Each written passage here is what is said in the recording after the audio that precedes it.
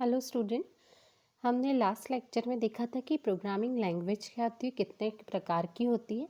आज हम एक प्रोग्रामिंग लैंग्वेज जिसका नाम है सी, उसका एक बेसिक प्रोग्राम बनाना सीखेंगे, जिसमें कि अगर हमको कोई लैंग्वेज के बारे में बात करना है तो अभी हम जो जानते हैं जनरली हम इंग्लिश लैंग्वेज जानते हैं या हिंदी लैंग्वेज जानते हैं, पर हम अभी एक प्रोग्रामिंग लैंग्वेज के बारे में बात कर रहे हैं। तो देखते हैं कि क्या कॉमन होता है एक इंग्लिश लैंग्वेज में और आपकी सी लैंग्वेज के अंदर।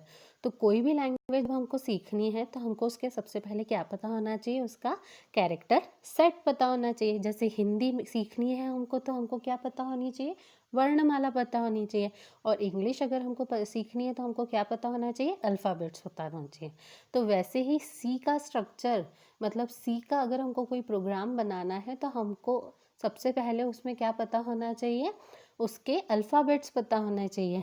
तो कोई भी लैंग्वेज अगर उसके अल्फ़ाबेट्स हमको पता होते हैं, फिर उसके आगे हम उसके अंदर क्या पता करते हैं, छोटे छोटे से शब्द बना लेते हैं और शब्द को अलग अलग तरीके से जमाते हैं, किसी रूल के साथ जमाते हैं और फिर हम क्या फॉर्म करते हैं, उसके अंदर सेंटेंस फॉर्मेशन करते हैं।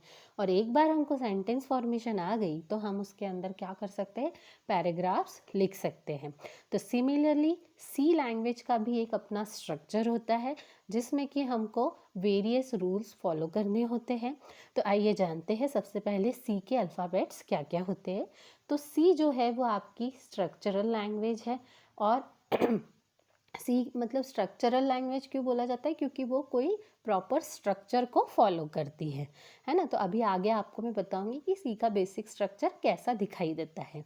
तो सी के अल्फ़ाबेट्स जो होते हैं वो होते हैं कैपिटल ए से लेकर स्मॉल, कैपिटल ए से लेकर कैपिटल जेड और स्मॉल ए से लेकर स्मॉल जेड तक। अब ये स्मॉल और कैपिटल में अलग अलग क्यों बोल रही हूँ, क्योंकि सी जो लैंग्वेज है वो कैसी है, आपकी केस सेंसिटिव लैंग्वेज है, जिसमें कि आई एफ इफ अगर मैंने कैपिटल लेटर में लिखा है तो उसका अलग मीनिंग है, और आई एफ इफ अगर मैंने स्मॉल लेटर्स में लिखा है तो वो अलग तरीके से यूज़ होगा।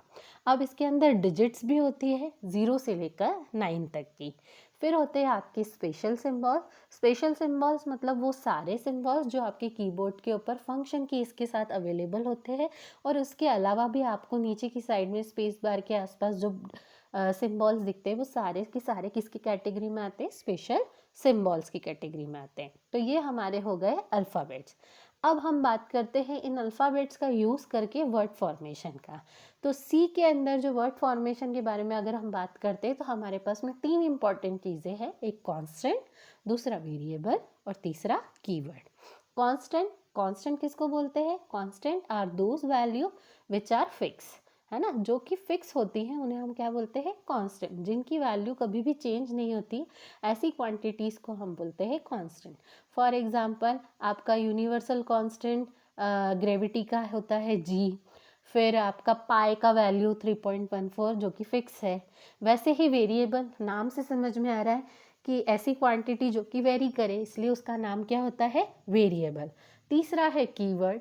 कीवर्ड को जो है रिजर्व वर्ड्स भी बोला जाता है। रिजर्व वर्ड्स मतलब क्या, कि इनका कुछ फिक्स मीनिंग होता है सी की लाइब्रेरी फाइल में।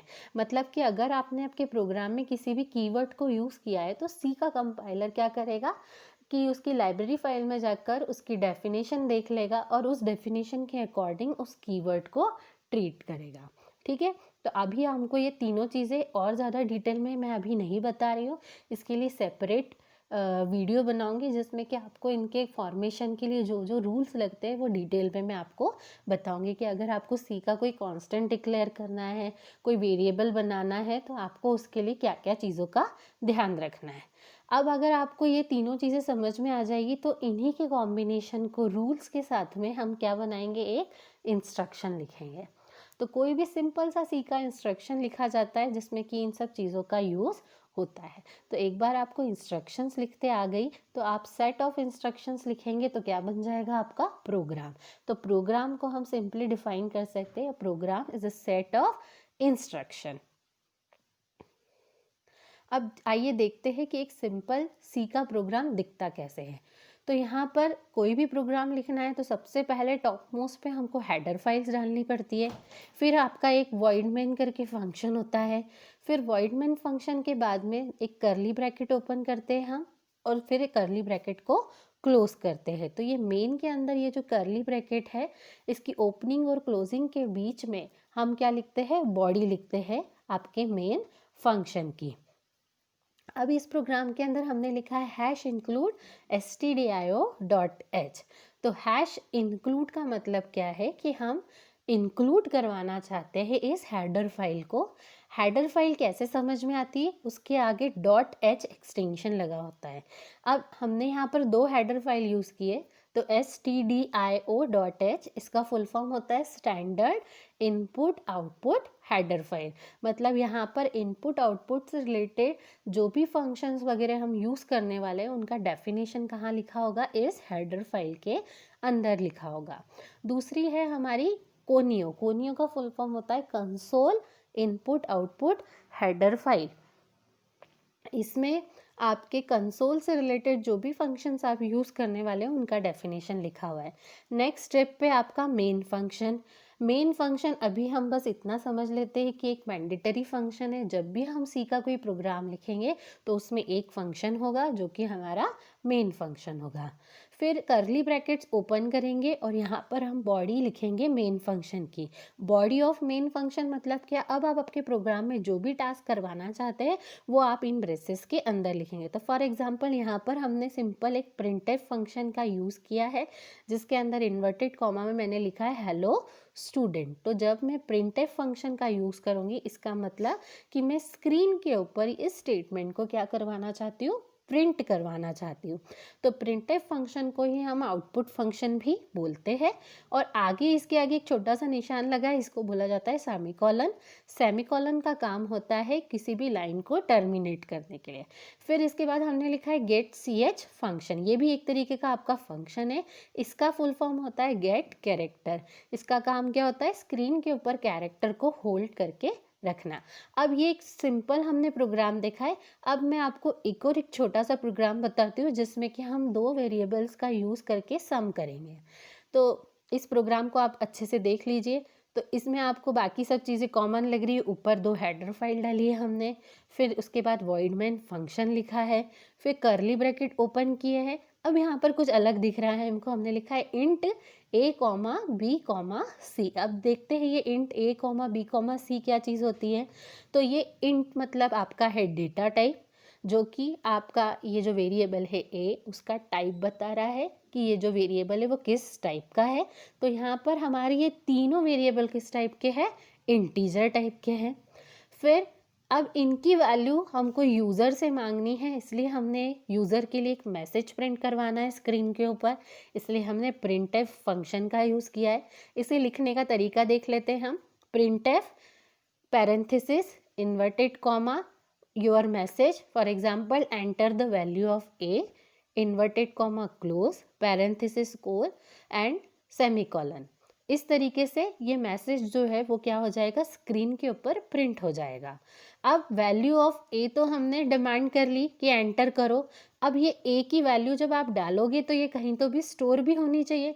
तो इसके स्टोरिंग के लिए, मतलब इसके इनपुट करवाने के लिए हमको एक फंक्शन की ज़रूरत होती है, वो होता है आपका स्कैनफ फंक्शन। इससे आप क्या करेंगे, a की वैल्यू को क्या करवाएंगे, कंप्यूटर के अंदर स्टोर करवाएंगे। तो स्कैनफ फंक्शन लिखने के लिए हमको किस चीज़ की ज़रूरत होती है, यहाँ पर मैंने लिखा है इन्वर्टेड कॉमा के अंदर %d। ये %d क्या है, ये होता है एक्सेस स्पेसिफायर, या फिर हम इसे कह सकते हैं फॉर्मेट स्पेसिफायर। इसे हम क्या कहते हैं, फॉर्मेट स्पेसिफायर, जो कि हमको ये बताता है कि ये जो वेरिएबल हम एक्सेस कर रहे हैं ये किस फॉर्मेट का है। तो यहाँ पर हमारा जो a है वो किस फॉर्मेट का है, इंटीजर का है। तो इंटीजर को मेमोरी में असाइन कराने के लिए जो फॉर्मेट स्पेसिफायर यूज़ होता है वो होता है %d। फिर इसके इन्वर्टेड कॉमा क्लोज करके हम कॉमा लगा के लिखते हैं %a। एम्परसेंट यहाँ पर आपका ऑपरेटर है, जिससे कि आप क्या कर रहे हैं, a की वैल्यू को स्टोर कर रहे हैं। सिमिलरली हम b को भी इसी तरीके से स्टोर करा लेंगे। तो हमने यूज़र को इंस्ट्रक्शन दे दिया कि enter the value of a, फिर स्टोर करवाई, फिर enter the value of B और बी की वैल्यू को स्टोर करा लिया। अब हमको क्या करवाना है, एडिशन करवाना है, तो सिंपल हम क्या लिखेंगे, a प्लस बी। अब इसका जो सम आया है वो हमको किसी तीसरे वेरिएबल में स्टोर कराना होगा, तो इसलिए हम लिखेंगे c equals to a plus B. आप मैथ्स में कैसा लिखते हैं, a plus B equals to C, पर c में हम इसको जस्ट रिवर्स लिखेंगे। मतलब कि आपको ये याद रखना है कि a प्लस बी जो है वो आप हमेशा कहाँ लिखेंगे, राइट हैंड साइड में, और उसका जो भी सम का रिजल्ट आएगा वो किधर लिखेंगे, लेफ्ट हैंड साइड में। ठीक है, तो कंप्यूटर में इस जो इक्वल टू का साइन है यहाँ पर जो हमने लगाया है, इसको क्या बोला जाता है, असाइनमेंट। ठीक है, तो c equals to a plus B, इसका मतलब ये हुआ कि a प्लस बी का सम जो है वो c के अंदर असाइन हो रहा है। अब हमारा सम जो है वो किसके अंदर चला गया है, c के अंदर चला गया है। अब हमको इस c को क्या करवाना है, प्रिंट करवाना है। तो अगेन हमको किस फंक्शन की ज़रूरत पड़ेगी, प्रिंटफ फंक्शन की ज़रूरत पड़ेगी। अब हम वापस प्रिंटफ फंक्शन लिखेंगे और इसके अंदर आप स्क्रीन पर जो लिखना चाहते हैं वो आप इसके अंदर लिख सकते हैं। फॉर एग्जांपल मैंने लिखा है sum of a and b equals to करके लिखा है %d। यहाँ पर अगेन हमको फॉर्मेट स्पेसिफायर की ज़रूरत पड़ेगी।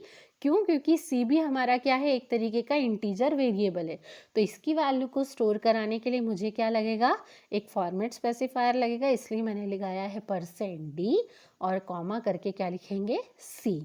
तो इस तरीके से हमारी c की वैल्यू जो है वो स्क्रीन के ऊपर प्रिंट हो जाएगी। फिर लास्ट में मैंने लिखा है गेट ch। गेट ch का काम क्या होता है, स्क्रीन के ऊपर जो भी आउटपुट आ रहा है उसको क्या करके रखना, रिजर्व करके रखना, उसको स्टोर करके रखने का काम किसका होता है, आपके गेट ch फंक्शन का। और फिर हम मेन की फंक्शन की बॉडी को क्लोज कर देंगे कर्ली ब्रैकेट्स के क्लोज करके। तो ये एक सिंपल आपका क्या हो गया, सी का प्रोग्राम हो गया है। मैंने साइड में आपको कंपोनेंट्स का डिस्क्रिप्शन दिया है, आप हेल्प के लिए इसको भी चेक कर सकते हैं। Thank you. मुझे ऐसा लगता है कि आपको एक सिंपल बेसिक सी प्रोग्राम लिखने में इस वीडियो से थोड़ी बहुत हेल्प हुई होगी। Thank you for watching my video.